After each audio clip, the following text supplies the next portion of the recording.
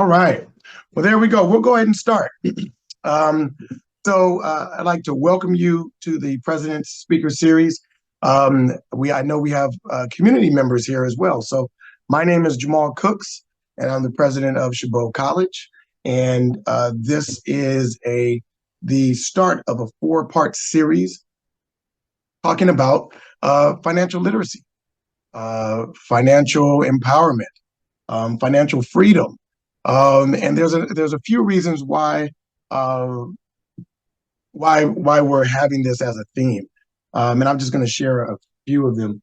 Um, as we come out of COVID, right? As we come out of COVID, there's been this push on uh, you know going to school, transferring, job development, finding a career, all of those different things. And one of the things that I think is really important is that uh, preparing our students, our faculty, our classified professionals, our administrators, and our community members to be prepared with financial literacy. Um, I think there's a lot of different terms that we may hear. There's a lot of different phrases we may talk about. But I think in general, in a lot of different cultures and people from a variety of different backgrounds, we kind of sometimes don't always talk about money. Sometimes money can be seen as for whatever reason seen as a can maybe bad or not something we should even talk about. And I think that this is just one small attempt to kind of shift that, to kind of move it from something that's taboo to something that is around enlightenment and empowerment and education. And so this is the first of our series, and I'm really excited about it. And I'm very excited, I'm going to say again, about the community aspect because we are a community college, which means that we are a college for the community, and that we need to do as much as we can to reach out and share our resources and our events with our community. So I want to give a special shout out to the folks that are from the Bay Area community that are logging on as well. Um, so with that, we would like to do a land acknowledgement, and I'm going to ask Ms. Kirti Reddy to do that. Thank you, President Cooks. I'm honored to be able to kick off our series by providing the land acknowledgement for the President's office. We would like to begin this speaker series by recognizing that we are gathered on ethno-historic tribal territory of Halkin Yirgin Chochenyo-speaking Ohlone tribal group, direct ancestors of the Muwekma Ohlone tribe who were missionized into missions Dolores, Santa Clara, and San Jose. The land on which Chabot College was established was and continues to be of significance to the Muwekma Ohlone tribe. Surrounding areas held a Tupantak, a traditional roundhouse, which was located at the historic The Springs Rancheria, which was a place of celebration and religious ceremony, as well as nearby ancestral heritage shell mounds, which serve as traditional cemetery sites and territorial markers. We recognize the importance of this land to the indigenous Ohlone people of this region and strive to be good stewards on behalf of the Muwekma Ohlone tribe whose lands we occupy. Aho. All right. Thank you, Kirti. Really appreciate it. So let's go ahead and jump into it, right? So in this effort of talking about financial literacy and financial freedom, I was put in touch with Tanya Van Court of Goalsetter, and we had a conversation.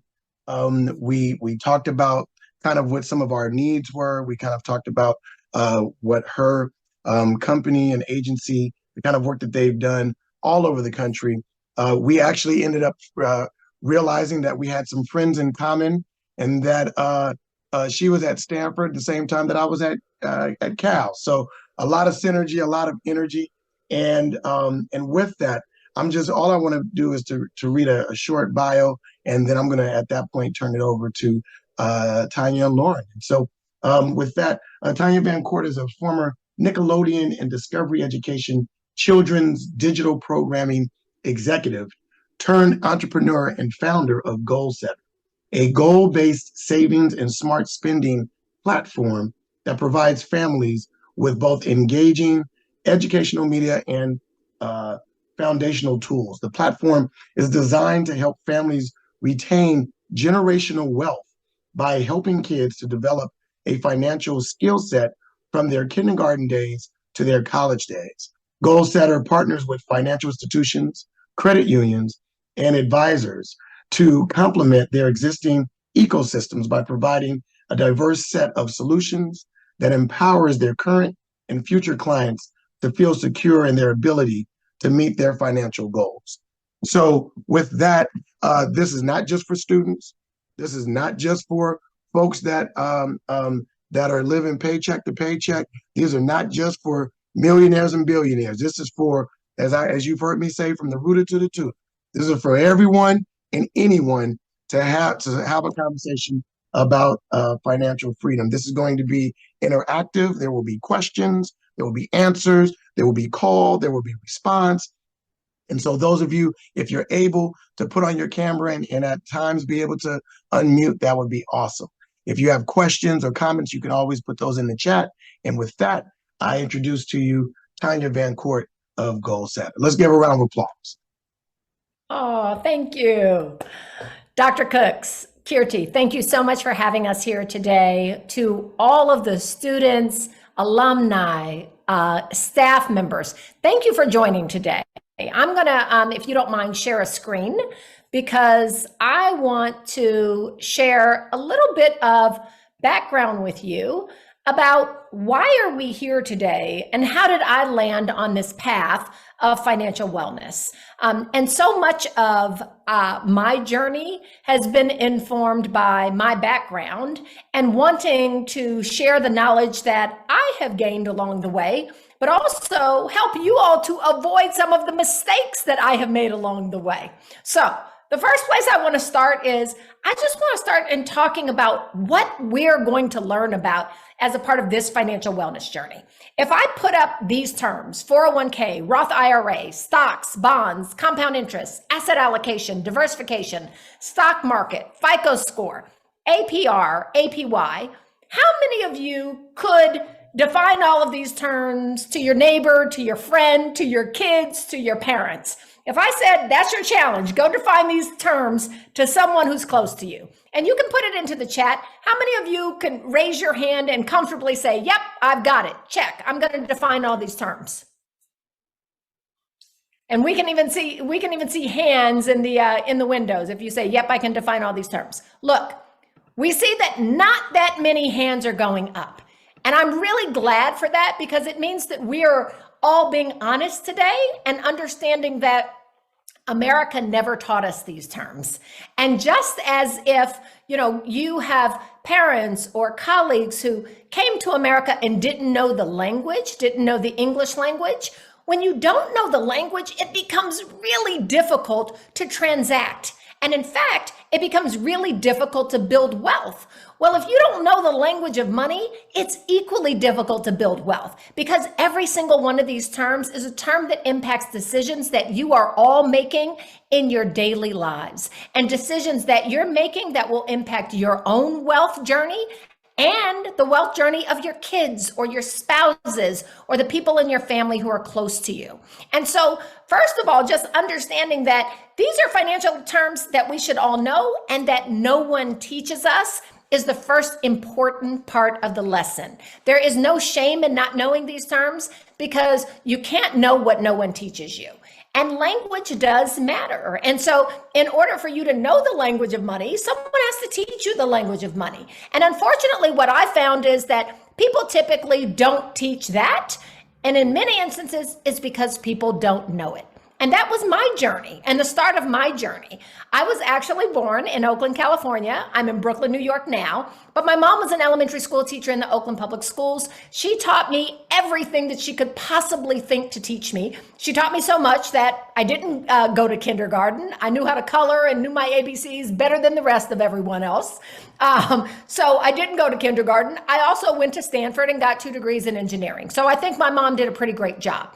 But guess what she didn't teach me? She didn't teach me anything about money because she didn't know anything about money. And I bet if I did a poll right now and asked you to raise your hands, how many of your parents don't know that much about money and couldn't teach you about money? It would probably be universal, because this is not a topic that we've taught in schools for the past 2 generations. So my mom didn't teach me anything about money. I landed a job in Silicon Valley where they gave me a bunch of stock and stock options, and I had no idea what those were. And so at 28 years old, with all of these stock and the stock options, not knowing how they worked, not knowing about diversification, not knowing about asset allocation, that stock increased in value to about $1 million. And so I thought, oh, great. All I had to do was just leave it there and life works out for itself.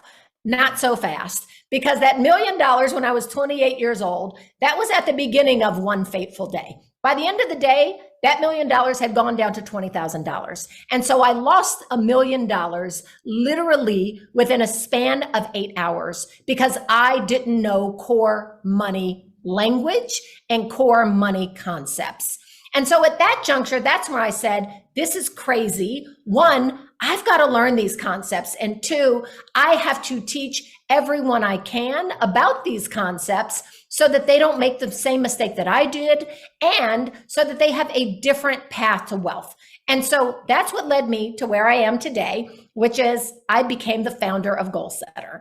As a female founder, as an African-American founder, I'm one of the very few financial technology and financial education founders in this country who happens to be a woman and a woman of color. And so what does that mean? It means that I bring a different lens to this space, because one of the things that I know for sure is that financial education was always inaccessible to me. It felt boring, it felt obtuse, it felt over my head. And yes, this is a person with 2 degrees in engineering from Stanford, as I said.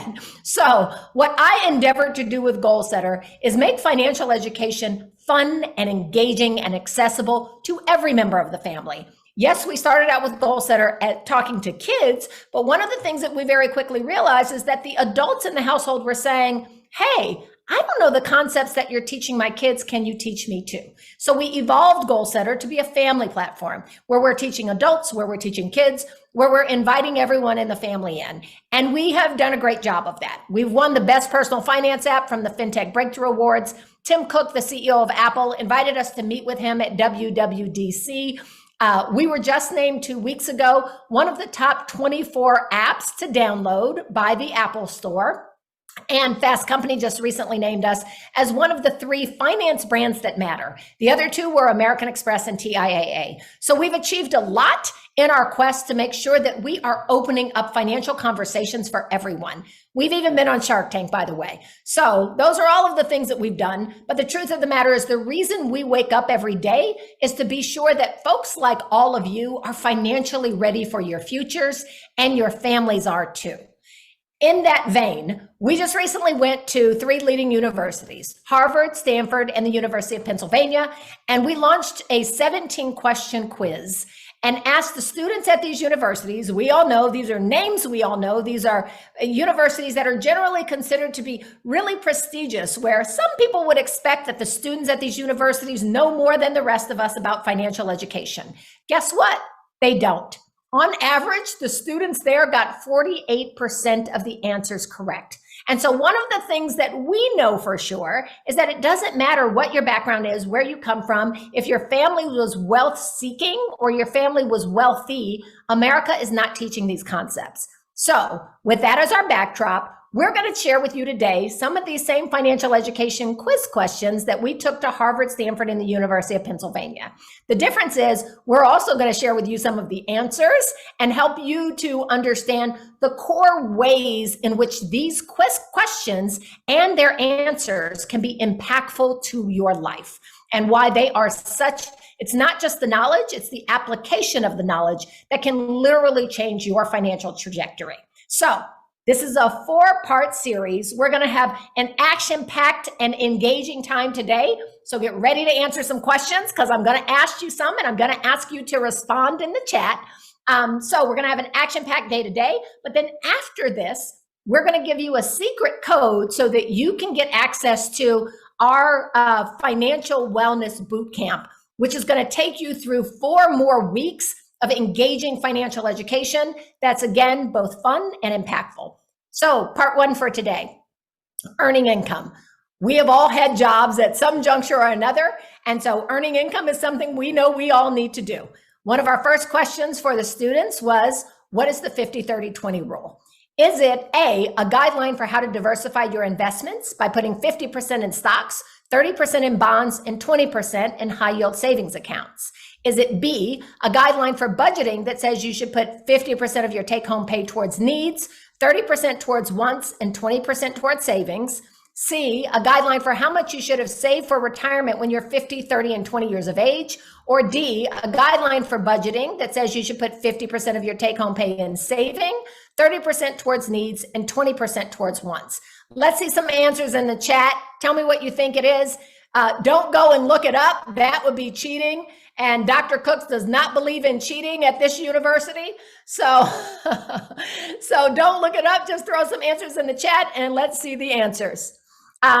So look, we've got some answers that are in different places. I see some A's, I see some B's, and I see some D's.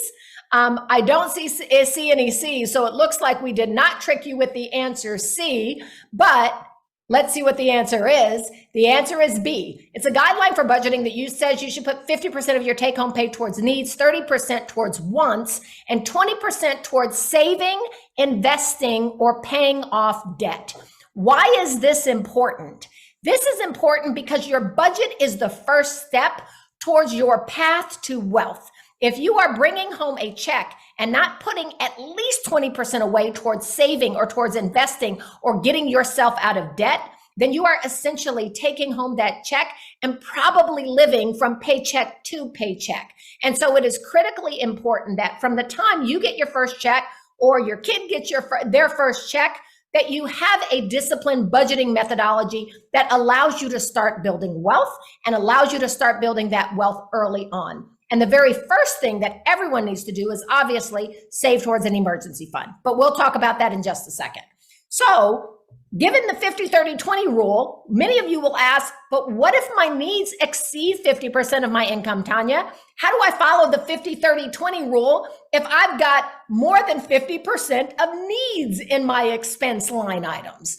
Well, listen, it may sound simple, but the truth of the matter is you've got two choices. Either you've got to reduce your expenses or you have to increase your income. And this is really important. What most people do is they don't pay attention to the 50-30-20 rule, or when they find out about the 50-30-20 rule, they say, well, it's impossible for me to live by because my needs are more than 50% of my income. So I'm going to throw the whole rule out the window. And they never start that muscle of saving or investing that 20% because they're eating into that for their needs. My niece and I just had this conversation literally 2 weeks ago. She is a speech therapist. She has a master's degree. She has a great job in California, and she's spending $2,300 a month on renting a one-bedroom apartment in Southern California. And she said, Auntie Tanya, I don't know what to do. I am spending more than the 50% of my needs. And I said, well, look, here are your options. Either A, you've got to find a roommate. B, you've got to go and find a different place to live that is less expensive. Maybe a place that doesn't have a washer and dryer inside of the apartment. Or C, you have to figure out a way to increase your income so that you can bring in more money and you can begin saving and investing some of the money that you're bringing in, and you can get to that 50% of your needs ratio.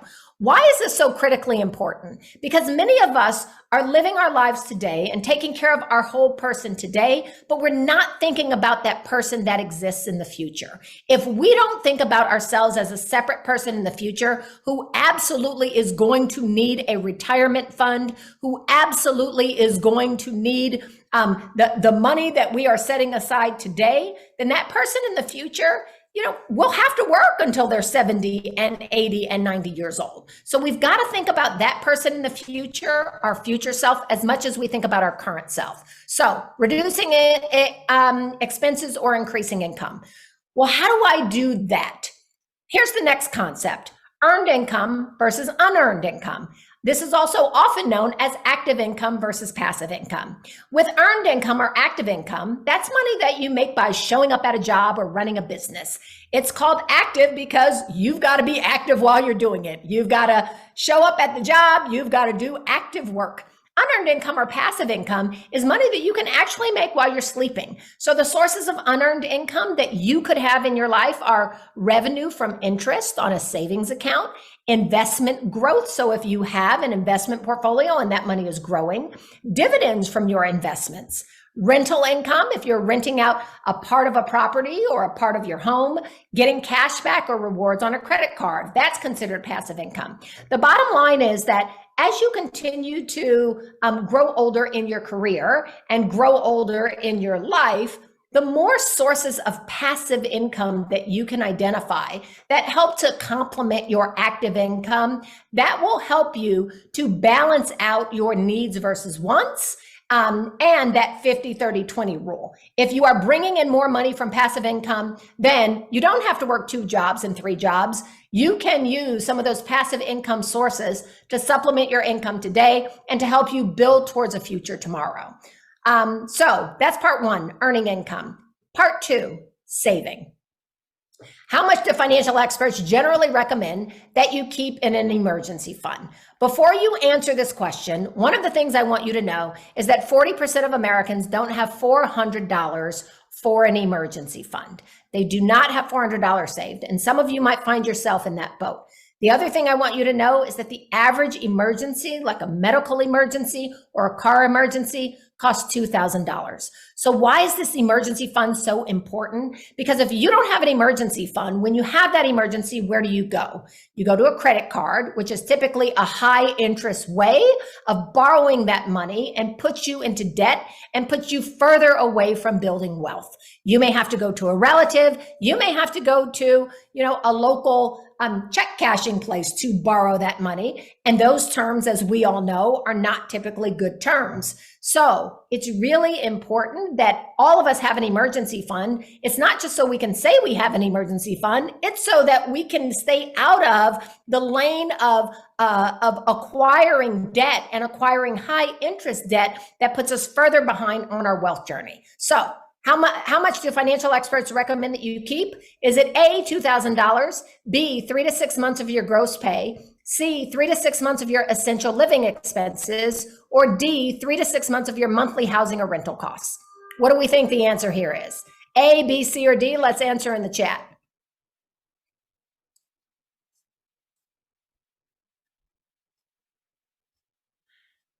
I see lots of C's in the chat. This is fantastic. It looks like we have lots of very talented and knowledgeable students here who understand that the general amount to keep in an emergency savings fund is 3 to 6 months of your essential living expenses. That's exactly right. So if you lose your job or if you have an emergency, you have 3 to 6 months of expenses where you can pay for your mortgage, you can pay for your rent, you can pay for all of the things that you need to pay for based on that emergency fund and not going into debt.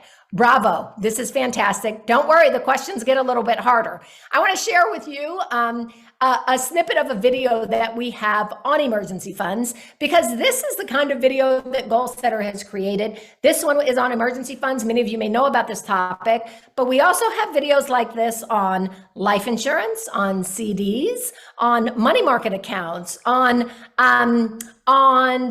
diversification, on asset allocation. So more complex topics that you may not have gotten to yet in your own wealth journey. So I'm going to share a snippet of this video, but then we'll move on to our next topic and question. So here you are. You've got a great job, you're making good money, paying your bills, and all of your needs are met. Life is good.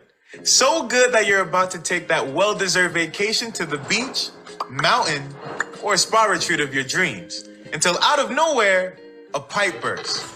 The car breaks down, a tree falls on the roof, the basement floods, and inspectors have found aliens in your attic, which is probably why the washing machine exploded. Ladies and gentlemen, what you have is an emergency. And if you know, like I know, emergencies aren't cheap, and we can't always depend on others to help us out. That's why it's emergency funds over GoFundMe campaigns. Simply put, an emergency fund is money you have tucked away in case of emergency. No magic, no gimmicks. Easy enough, right? Well, not so fast. Because in order for an emergency fund to truly be effective, it needs to meet a few key requirements. 1, it should be able to cover your food, housing, car loans, utilities, and any other critical expenses for at least 3 to 6 months in case you lose your job or need extra money for a medical expense. And 2, it should be readily accessible, because that's the best thing about having an emergency fund. It's there for you when you need it. So now you don't have to borrow money from family members or run up a credit card that will make your financial troubles 10 times worse. Last but not least, you won't have to bug anyone about helping you set up a GoFundMe account. That means the smart cousin in the family will be able to sleep the night away in peace. So get into the habit of saving money for emergencies now, so when your emergency comes, your money will be able to save you later. All right. So how many of you can think of somebody who you think might need that emergency fund video? It could be a family member. It could be your kids. How many of you can think of somebody? Put their first name in the chat. If you can think of someone who you say, they need that emergency fund video. All right, I'm not seeing anyone who thinks, all right, yep, Jamila needs the emergency fund video. Me, I love that. Okay, fantastic. But now I'm going to ask you one other thing. For your emergency fund, should you store that emergency fund in a CD? CDs have really great rates right now, 5.4%. Who thinks they should put that emergency fund away in a CD? I love that Rosalind said Rosalind. Cynthia says no, okay. No. That's exactly right. Fantastic. So an emergency fund, that's right, it's not readily accessible. As we just found out, an emergency fund not only needs to cover the requirement of it should cover 3 to 6 months of your living expenses, it also has to be readily accessible. And so there are many people who don't necessarily understand that all of their money cannot be tucked away in vehicles where they can't get access to it. All right, next. How much do financial experts? Oh, wait a minute. We just did this one. I told you the answer. So speaking of CDs, all saving is good saving. We just talked about saving and how we all need to have an emergency fund. But after we have that emergency fund, one of the things that a lot of people don't do is they don't then move the other money into different vehicles. They keep saving and saving and saving in that same vehicle that they use to save their emergency fund in. And so what's really important is that we all understand the impact of interest rates. And this is one of those topics that I have to tell you, when I got out of Stanford, I really didn't know the difference between 5% and 5.55%. They sounded about the same to me, and I probably would not have hunted for a 5.5% interest rate if I had a 5% interest rate. Here's what I want everyone here to understand. The difference between putting your money into a savings account. If you go right now and Google any one of the top banks in America, you know who they are, right? Top 3 or 4 banks in America. We know all of those brands, and look up savings account at any one of those top 3 or 4 banks. Guess what you're going to get? You're going to see that they're offering a savings account with a 0.1% interest rate. If you go and Google high yield savings accounts, you will find different banks and financial institutions that actually offer a 5% interest rate. And if you go and Google certificates of deposit, you will find some rates up to 5.55% or around there. We may have updated this a week ago. So around 5.55%. How different are these rates? Significantly different. Let's say your neighbor next to you on the Zoom has $100,000 to stick into a savings account. If they put that into a savings account with one of these big banks at a 0.1% interest rate, after 10 years, that $100,000 will only be worth $101,005. Probably not a great place to stick even your emergency savings, right? So in 10 years, only $101,000. If you stick it into a high yield savings account with 5% interest rate, that $100,000 will grow to $162,000 in that same 10-year period. But what if you put it into a CD with 5.55% interest? That 162, becomes $171, almost $172,000. And so you can see there's a $10,000 difference with a small interest rate shift. So yes, all saving is good saving, but please don't let your emergency fund waste its time in a low rate savings account, a low yield savings account. Put it into a high yield savings account. And then once you get beyond saving for your emergency fund, take the extra money and put that extra money, your additional saving, into a higher interest rate vehicle. Don't just say, hey, close enough. I've got 5%. That's close enough to the 5.55%. No, it's not. It can make a significant difference in terms of your wealth journey. So we've talked about earning income. We've talked about saving. Now I want to talk a little bit about managing credit. So let's ask this question. Lots of the students at Harvard, UPenn, and Stanford did not get this one right either. What's the largest contributing factor to your credit score? Is it A, debt to income ratio? Is it B, payment history? Is it C, credit mix, which is the mix of different financial vehicles you have? So do you have car loans? Do you have a mortgage? Do you have credit cards? Or D, salary? What's the largest contributing factor to your credit score? Let's see some answers. I see some A's, I see some B's.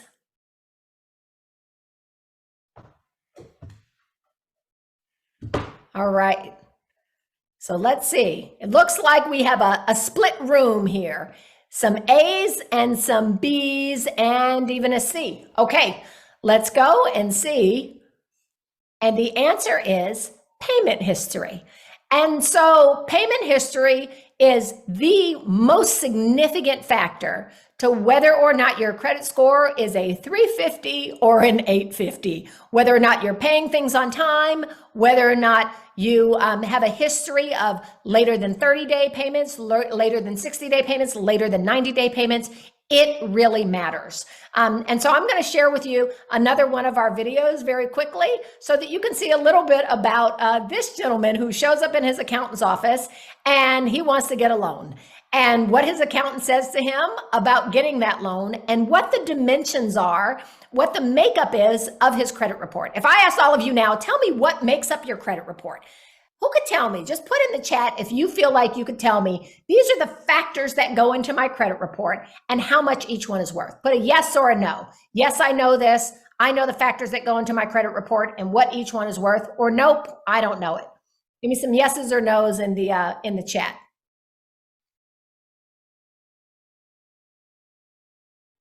Okay, so we see some overwhelming no's, we see some nopes, we see a somewhat, and we see a couple of yeses, right?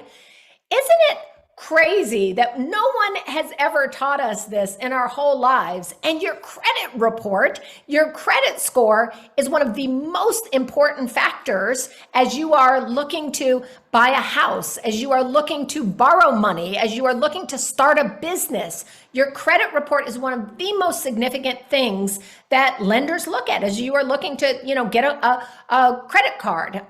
So let's find out what goes into your credit report from this quick video. Your credit report gives insight into your financial history and serves as a way for the lenders, like banks, credit card companies, landlords, employers, and others to get a sense of how trustworthy you are with money and the risk you pose. So everybody knows. Sure, because your credit report contains your personal info, payment history, accounts opened and their balances, credit inquiries, and other public records, like even your bankruptcies. I mean, that's terrible for all those struggling credit report ne'er-do-wells out there. This is strictly educatement for the rest of us. Continue. Credit scores range from 300 to 850 and are calculated by using 5 factors. 35% is based on your Payment history? which is how often you make your payments on time. Petty, man. Another 30% is credit utilization, which is how much of your available credit you're using. Meaning, if you have a credit card with a $1,000 limit and you've spent $200, your credit utilization is 20%. You should try to keep this number below 30%. Then, of course, 15% goes to the credit length, which refers to how long you've had credit in your name. Ooh, not that long. The longer, the better. Another 10% goes to credit mix, which is all the different types of credit you have, whether it be credit cards, car loans, mortgage, etc. Because lenders view people who can deal with multiple types of credit as trustworthy, which leaves the final 10% to be made up by hard inquiries. Yo, why they gotta be so nosy? Because the lenders have to protect themselves. So they charge higher interest for people with low credit scores to hedge their risks. And this high interest makes the cost of borrowing more expensive. That's why knowing how your credit score is calculated is important, because you've got to make sure you're taking the right steps to improve your credit, not hurt it. You know, maintaining a good credit score is one of the best ways to make your financial life easier. Not only does it give you access to lower interest rates and make the cost of borrowing cheaper, but it will also open the door for things like reward-heavy credit cards, deposit-free utilities, more housing options, and better car insurance rates. So I want you all to just think about that for one moment, right? We just went over the savings interest rates and how significant and different they can be, and how impactful they can be to your financial journey. Now think about your credit report and think about if you are going for that mortgage loan, what the difference will be between getting a 7% mortgage rate and a 6% rate or a 5% rate, right? Significant in terms of your monthly payments, significant in terms of how much wealth you're eating away, because maybe your credit score wasn't a 785 or an 800. I also want to share that when you know this information, you can manage all of the factors that help you to improve your credit score. My daughter is 18 years old. She just started college. She already has a credit score of a 760, and she's 18. It's almost unheard of, but it's because we were managing to her credit score the entire time. I put her on my American Express card when she was 15 years old. She's been building credit from the time that she was 15 to 18. She got her own credit card when she turned 18. So now she has a mix of more credit. So her credit mix is larger, not just one credit card. Those are the kinds of decisions that you can make, both for yourself and for your family members, when you understand the things that are going into your credit report. So as we've talked about, payment history is the most important, but credit utilization, keeping your credit card balance below 30%, is also very important. If lenders see that your credit utilization is at 80% or 90%, they think, this person is pretty desperate and uses a lot of their credit and is probably not balanced in terms of their ability to save versus their ability to go into debt for their needs. So it's important that that credit utilization stays below 30%. Your credit mix is 15%. Having not just credit cards, but other kinds of credit is also important. 10% is your credit history. As the young lady said, the longer the better, and 10% is hard inquiries. So not getting hard inquiries against your credit score that you don't need.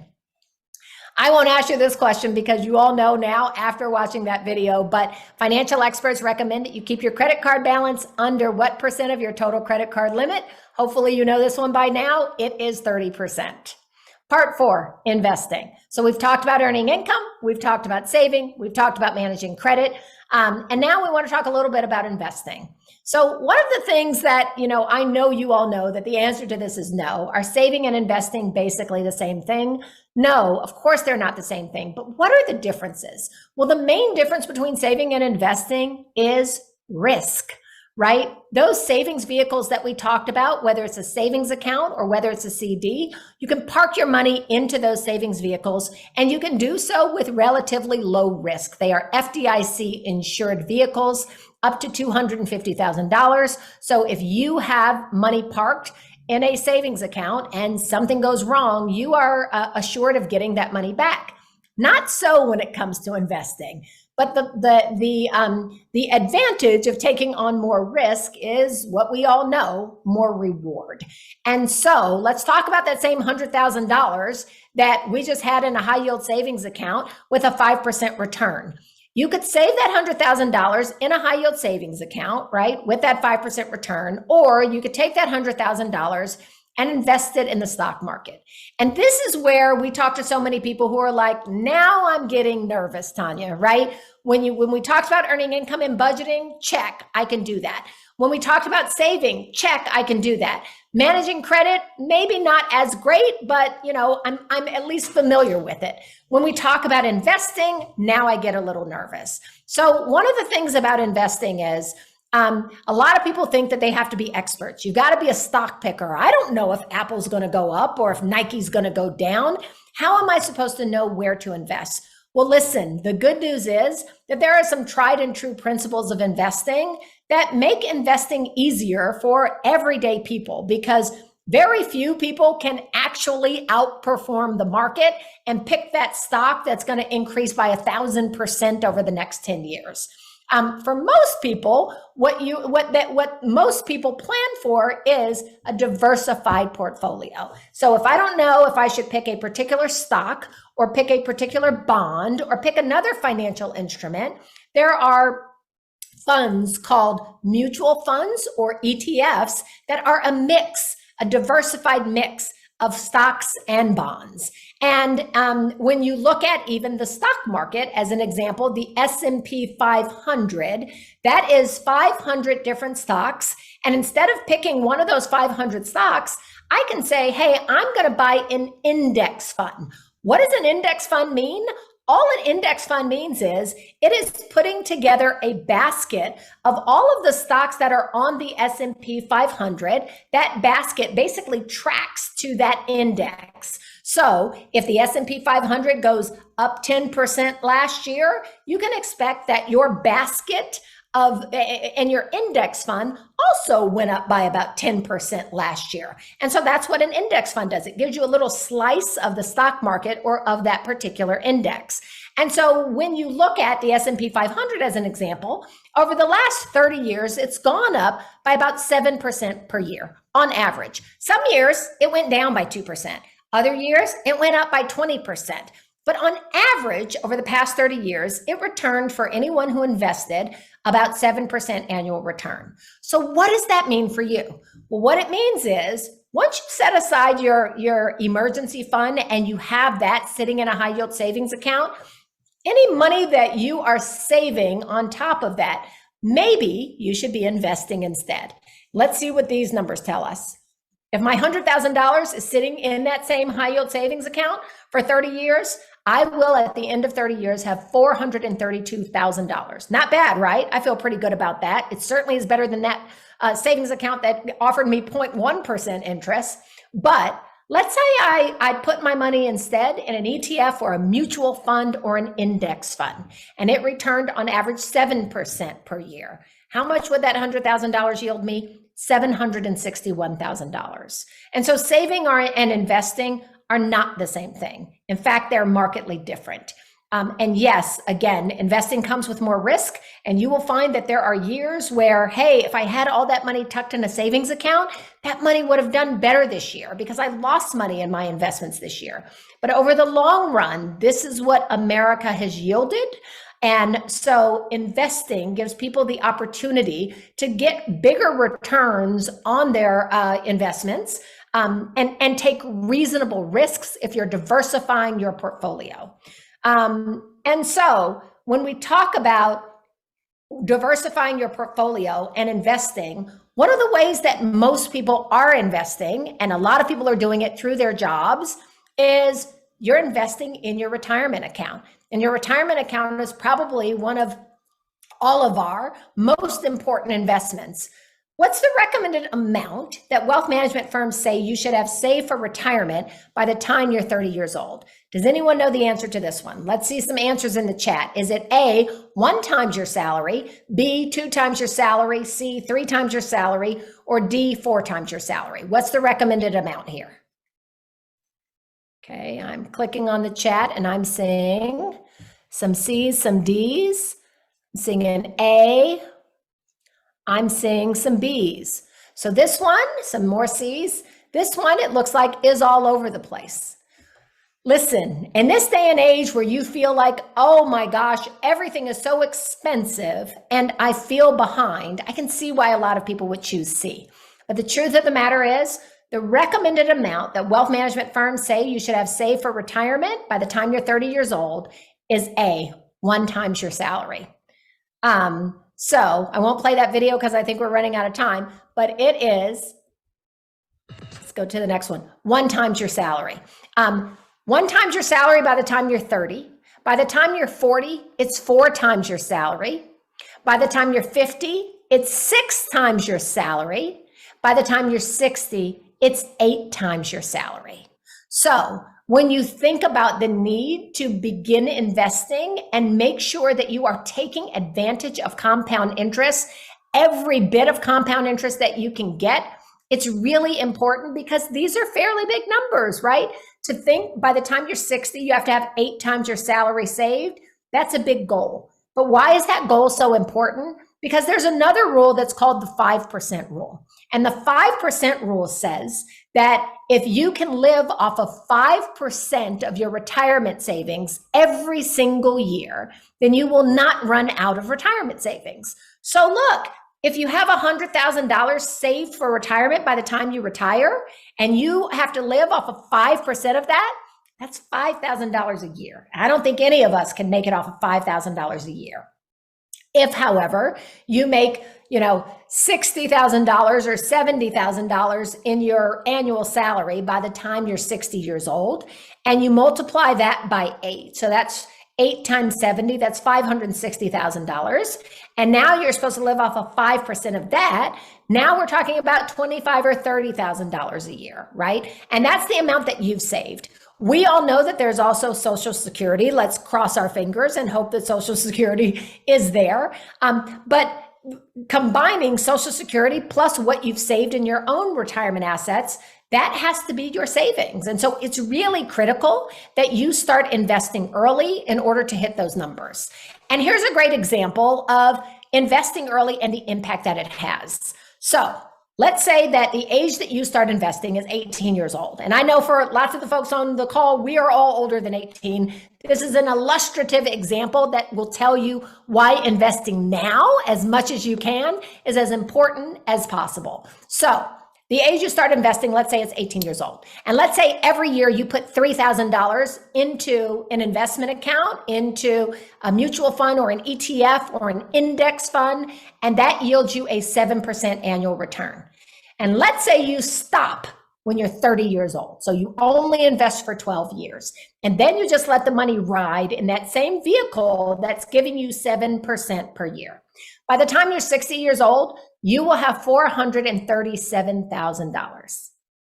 You only invested $3,000 a year for 12 years, and you will have $437,000 by the time you are 60 years old. Not bad, right?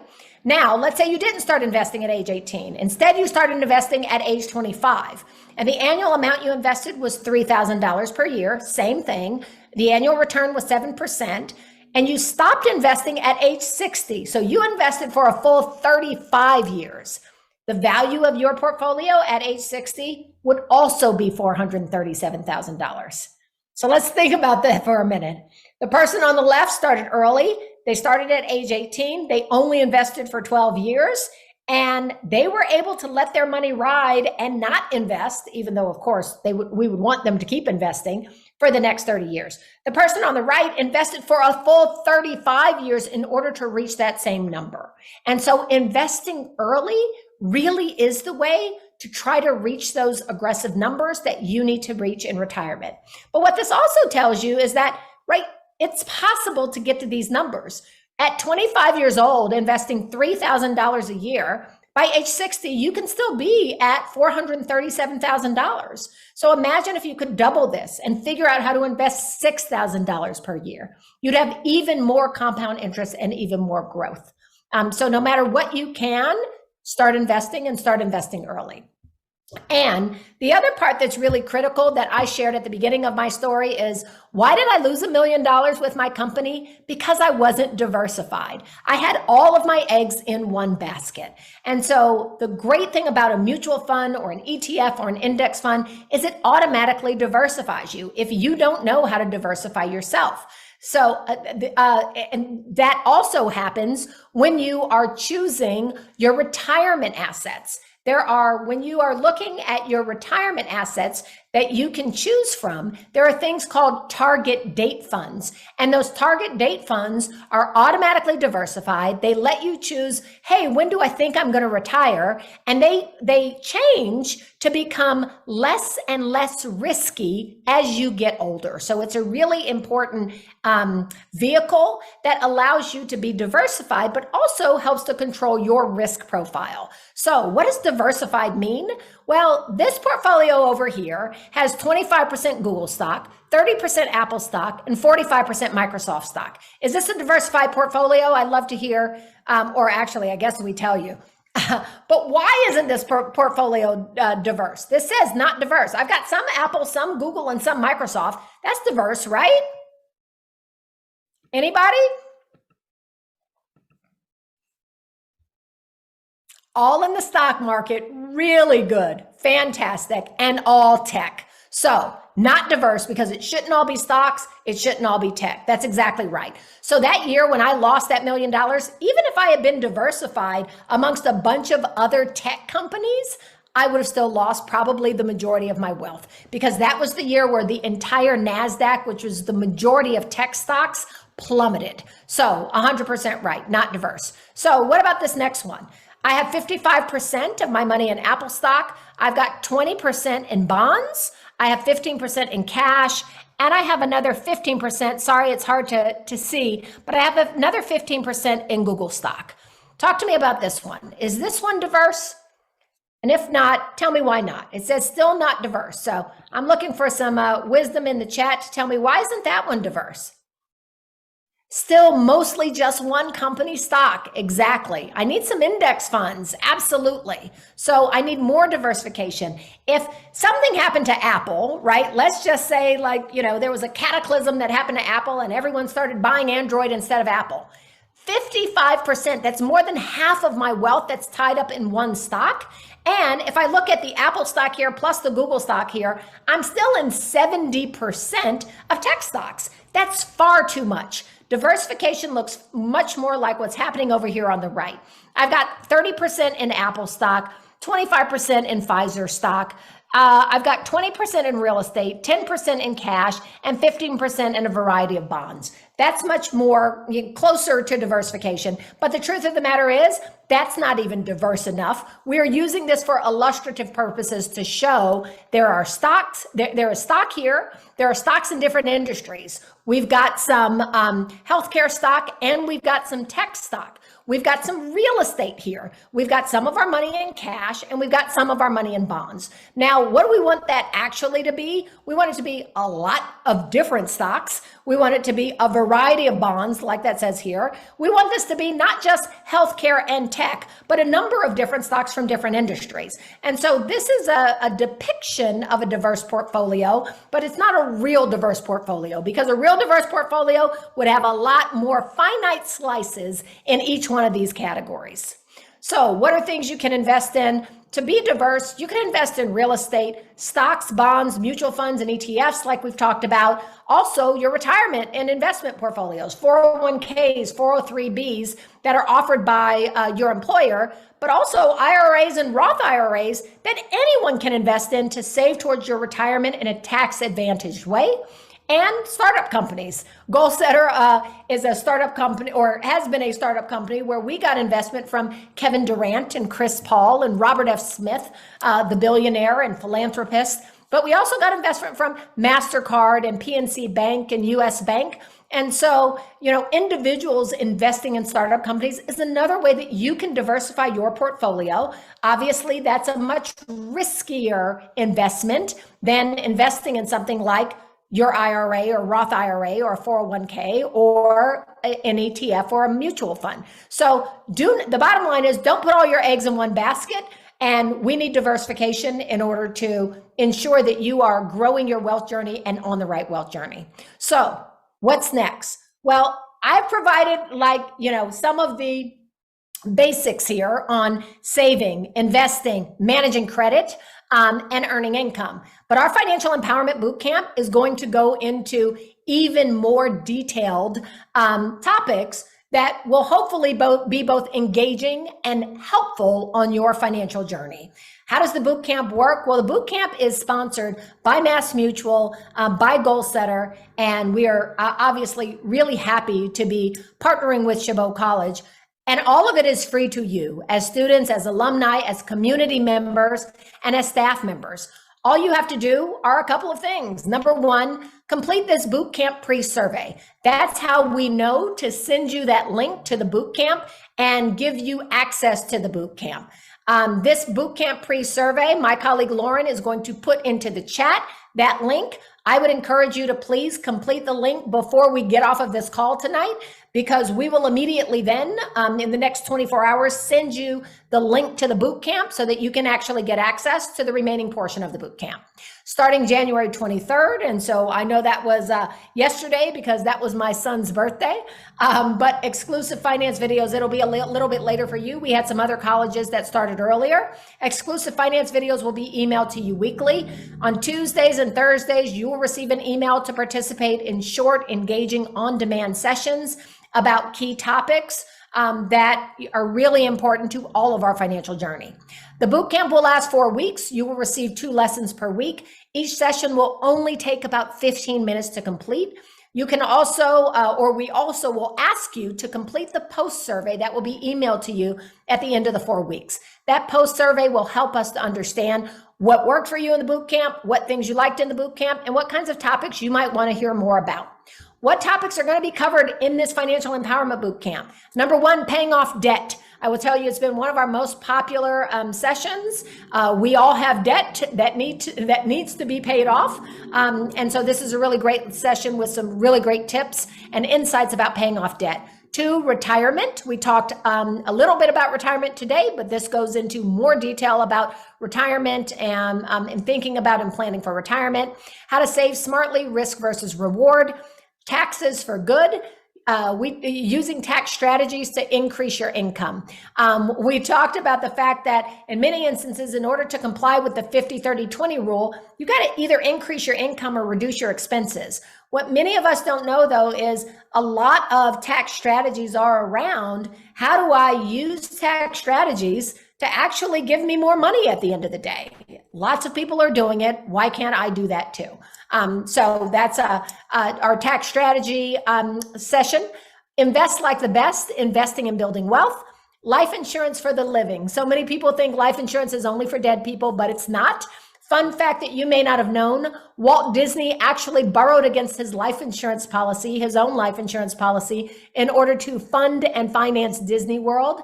I don't know how many of you remember the store J.C. Penney.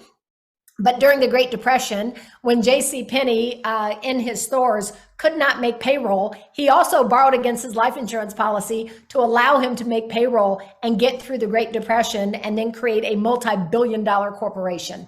Number 7, wills and trusts. We all think that, or we often think that only the wealthy need wills and trusts. It's something that every single person needs. And so we do a session on wills and trusts. And number 8, getting a financial advisor. So a financial advisor is also one of those things that people think that's only for the wealthy, and that is absolutely not the case.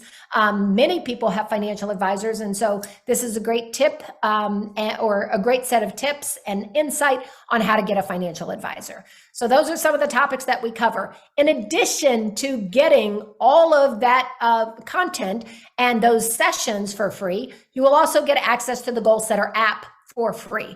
And this is a great platform that your whole family can use. It normally costs up to $6 a month. Your family and you will get it for free. Why? Because we know that Americans are not prepared financially. People want help, and that's what the Goalsetter app offers. It offers a savings account, an investment account, weekly fun, engaging financial education quizzes for everyone in the family. So if you have teenagers, 73% of teens say that they want more personal finance education. Goalsetter offers personal finance education for kindergarten all the way through the adult in the family. 79% of parents don't understand financial concepts and want help teaching their kids about money. And so when they told us that, as I said, we opened up Goalsetter to be more about helping adults understand key financial concepts too. So not just, helping them to understand key financial concepts, but one of our partners 30% of the adults in the family said that they tried a different financial instrument, whether that was an index fund or an ETF or a CD or a money market account, because of something they had learned through Goalsetter. So don't think it's just for the kids in your family. The adults are absolutely learning and growing and changing their financial behaviors based on what we're teaching as well. In fact, we have seen that Goalsetter's financial education curriculum results in a 43% increase in financial aptitude and a 90% mastery of key financial concepts that you might not understand today. So please sign up and use it. Participants who complete the boot camp will qualify for 2 sets of money, which is great. We're giving away free money. A $25 Amazon gift card if you complete the first survey. That's the one that we just put in the chat that gives you access to the boot camp. And when you complete that survey, you will automatically get in the next week, you will get a $25 Amazon gift card. But when you complete the entire boot camp and complete the second survey, you'll get a $30 Amazon gift card on top of that too. So your participation is really important to us. We want to learn what's impactful and what's effective in terms of the financial education that we're delivering to colleges across the country. So we're offering you special incentives to make sure that we are hearing your feedback and getting your feedback. So $25 for the first survey, $30 for the second survey. So please go complete the pre-survey now to get your access to the boot camp. And special offer for students at Chabot, employees and staff members and alumni of Chabot, invite a friend. So you are going to get, again, that special pre-survey link that's in the chat. You can feel free to take that link and invite a friend to participate in the boot camp too. As a special follow-up, Dr. Cooks is also going to send out this particular session to everyone who participated here. So when you have this session, if there's anyone who you want to share the session with, you can also share the session with friends, neighbors, family members, etc. I think that's all I have other than our legal disclosures and our investment disclosures. So I will stop sharing now and answer any questions you might have, or Dr. Cooks, let you have any final words. Wow. Okay. I'll start with wow. That was awesome. Thank you. Thank you for sharing a lot of great information. One of the, and the people who do have access to the link, one of the questions that came in the chat was, what happens to the information in the from the survey? That is such a great question. The information is aggregated and anonymized. No one is going to be reaching out to you to say, hey, do you want to sign up for X? That is not what this is about. Just so you know, it really is research and data to determine what kind of financial education content you're responding to, how you think about financial education as it relates to your financial life and the decisions that you make in your financial life, how impactful financial education can be in closing the wealth gap. So it really is research that is anonymized and aggregated so that we can better understand what things we can offer and what things that we can do differently. But no one is getting your data. Your data is not sold. Your data is not even used other than in an aggregated and anonymized fashion. All right, thank you. There's another question. Information around for undocumented people learning about finances. Is there any advice you can give for those folks in that population? That is also a really great question. We don't have any specific advice for undocumented folks learning about finances, but what I will tell you is that our content is really offered through the lens of, it's offered through multiple lenses. It starts with the basics of, I don't necessarily know the basics about finances. I don't know what the terms mean.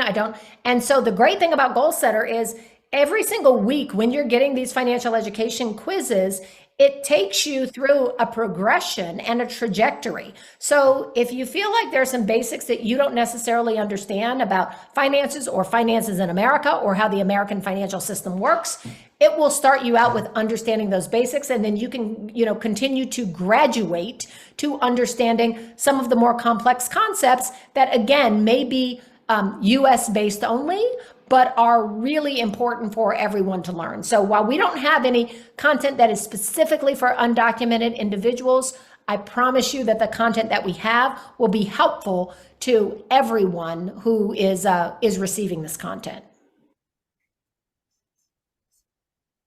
Right. Great. Thank you. Other questions? Other questions? And you can feel free to unmute if you need to. Tanya, a couple of thank yous, very useful information presented, easy to follow. Another thank you. Did any investors buy into your company on Shark Tank? If so, whom? Sean, that's a great question. I do want to tell you, go watch the episode because it's a pretty engaging episode, but I won't force you to do that. I'll cut to the chase. We did get an offer from Mr. Wonderful. And Mr. Wonderful made an offer where if any of you watch Shark Tank, you already know his offer was not so wonderful. And so we went back and forth negotiating for a bit. And finally, Damon came in and said, look, Tanya, you're not going up. He's not coming down. What are you going to do, Tanya? And I said, Mr. Wonderful. And he said, yes, Tanya. And I said, you're out. So that was the end of that Shark Tank episode. And of course, the rest of the sharks and the production room laughed at that ending. But my grandmother always said, you got to put them out before they can put you out. And that was the wisdom that I went into Shark Tank with. There you go. That's a good one. Thank you. Thank you. Other questions? Other questions? The PowerPoint, and we will be able to send the PowerPoint out, right, Tanya? Yes, absolutely. We're happy for you to. Right. PowerPoint, and you can send out this the session as well. So again, if there are other people in your family, other neighbors or friends who you want to share the session with, please do. Our mission is to spread as much financial education and financial wellness as possible. Again, this was really compacted and covered only some key concepts, but you will find that when you download the Goalsetter app and when you participate in the boot camp, you will get far more concepts about lots of different things. Got it. All right. Thank you. What is your best advice to someone who is feeling a little overwhelmed by all of this? That's a really good question. That is such a great question. So my best advice to someone who is feeling a little overwhelmed by all of this is to realize that it doesn't have to be complex. There are some very simple steps, right? Your first simple step is, do I have an emergency fund? Because if you don't have an emergency fund, then you are setting yourself up for going into debt when those emergencies occur, because emergencies will occur. They occur in all of our lives. So the first step is start an emergency fund. Start saving a little bit from every paycheck. Start figuring out ways you can cut back on some other things to start an emergency fund. The second piece of advice is start budgeting. And starting budgeting could literally be, exactly what we talked about with the 50-30-20 rule, which is if I'm not putting away 20%, I need to find other ways of cutting back on some of my expenses. And so that may be having a roommate, or it may be cutting back on, some things that we all know we spend a little bit too much money on. So there's an emergency fund, there's a budget, and then there's investing. And so on the investing side, I would say, first go find those vehicles that are automatically available to you. If you have a job that offers a match for your 401k, try to put as much money into that 401k as possible, because that match means you're getting free money and you're leaving it on the table if you haven't started to take advantage of that. So go look for the investment funds that are already available to you. If you don't have a job that allows you to save towards retirement, go check out a Roth IRA. And by the way, the boot camp will take you through some of these. The boot camp has a session about Roth IRAs versus regular IRAs and how you should think about each one. And then it becomes very easy for you to find a Roth IRA through, lots of companies out there offer them, whether it's Fidelity or others. So I think that it is just breaking it down into bite-sized chunks, knowing you don't have to do all of it at once, but there also aren't 20 things you need to do. It really is, how do I start budgeting? How do I start saving? How do I start investing? I think those are the three things that you need to just say, I'm going to accomplish one of each of those three things. I'm going to budget, I'm going to save towards my emergency fund, and I'm going to start investing. If you can do those three things, you're already on your way, and you will start to see that your financial life is changing, and then you'll want to do more. Excellent. Excellent. I have two more questions if you have a minute. You'll have time, Tanya. The first one was, after the survey is complete, what happens at that point? Do you get an email? Do you get another link? Does someone call you? Absolutely. So after the survey is complete, you will get an email with an invitation to the boot camp. And so that email will give you a particular link for you to participate in the boot camp. And so, you won't get the call, you'll get the link to participate. You participate in a self-paced way. And you will continue to get emails every Tuesday and every Thursday saying that, hey, here's our new topic for Tuesday. And you will get that lesson, and it's a fun, engaging, hopefully you all saw some of our videos and how they're fun and engaging, our quizzes and how they're fun and engaging. So you will get that kind of a lesson every Tuesday and Thursday. You will also get, after you complete that first pre-survey, as we talked about, you will get an email that says, hey, you have your $25 Amazon gift card.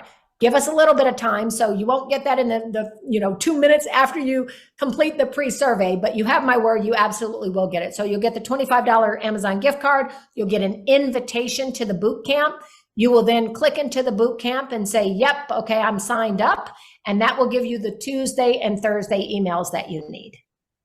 And that's from JotForm, right? Yes. The survey is from JotForm, but the email will come from Goalsetter. Okay, great. And so if it was completed sometime Monday, Tuesday, or today, we should look for those on tomorrow or later this week? Okay. Yep, tomorrow. Mm-hmm. Sounds good.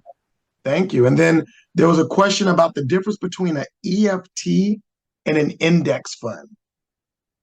This is a really great question. And, there's a longer answer, but the bottom line is, and you can Google this and find all of the nuances, right? But ETFs can be bought or sold at any time throughout the day, right? Index funds often can, like if there's an index mutual fund, it's only priced at the end of the day. So an ETF, like a stock, will go up or down in value all throughout the day. Oftentimes index funds are only priced at the end of the day. So there's one price at the end of the day. So, you can only get in or out at the end of the day. Even if you place your trade, it'll be placed at the price of that index fund by the end of the day. ETFs are also typically considered to cost less and be more tax efficient.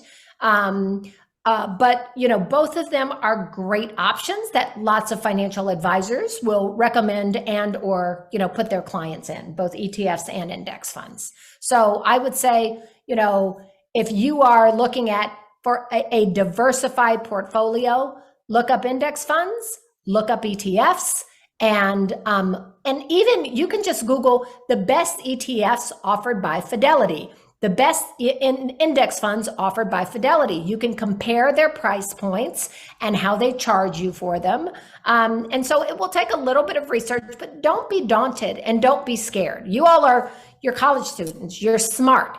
Don't let, these terms daunt you or become scary to you, because it does sometimes feel like a different language. You can do the basics. And by the way, getting it 80% right is better than getting it 0% right. So if you say, there's an index fund here and an ETF fund here, they're both highly recommended. They're both at Fidelity or Schwab, which is a very reputable place. I don't know which one to do, so I'm not going to do either. That's not the way to go, right? You will be safe doing either one of those, or relatively safe, as safe as, any kind of investment is. You can never promise anything is 100% safe. But the bottom line is it's better to do something in one of these realms as opposed to doing nothing and leaving your money under your mattress. All right. Thank you. Are there any other questions? Looking at the chat, Tanya, there's lots of thank yous, lots of great sessions, lots of happy to be here. So one last time, anything else? Any other questions? Well, thank you all for being here. We're so excited to have had you here. Hopefully you enjoy the boot camp as much as we enjoyed creating the boot camp. And we're super excited to just continue to work with Dr. Cooks and with you, Kirti Reddy, and with the college in order to do even more things as we move forward. This was great. Tanya, thank you very much on behalf of Chabot, the college, and our local community. We really, really appreciate it. We had I counted as high as 87 participants, so I'm very excited about that. And that what that does show, in all seriousness, is that this is a need. There are questions. There's kind of a desire to break down that wall and to be able to begin to have some conversations and discussions around money and financial literacy in some very safe spaces. So definitely appreciate you and Lauren and Goalsetters for providing that space and that opportunity. So till next time, thank you very much. Everyone else have an awesome day. Hopefully we will see some of you at the women's basketball game that starts at 5 o'clock, and the men are right after that as well here at Chabot. And we are playing our sister college, Las Positas. And so you can best believe that Dr. Foster and I have already talked about exchanging shirts and jerseys and all of those kinds of things. So thank you, everyone. We're rooting for Chabot. Okay. Here we go. Thank you, Tanya. All right, have a good one. Bye-bye. Take care.